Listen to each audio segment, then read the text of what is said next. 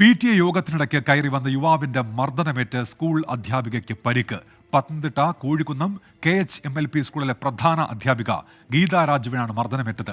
കോഴിക്കുന്നം സ്വദേശി വിഷ്ണു എസ് നായരെ police arrest ചെയ്തു.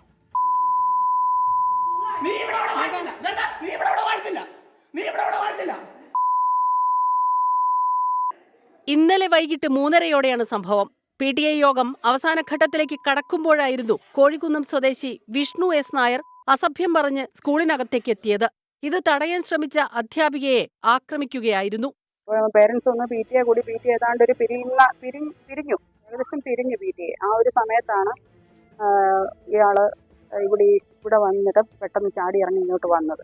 ഓർക്കപ്പുറത്ത് പെട്ടെന്ന് അടിച്ച് രണ്ടാമത്തെ അടിക്ക് ഞാൻ ഈ ദിവസം വീണു. മർദ്ദനം തടയാൻ ശ്രമിച്ച അധ്യാപികയുടെ ഭർത്താവിനും മർദ്ദനമേറ്റെന്ന പരാതിയുണ്ട്.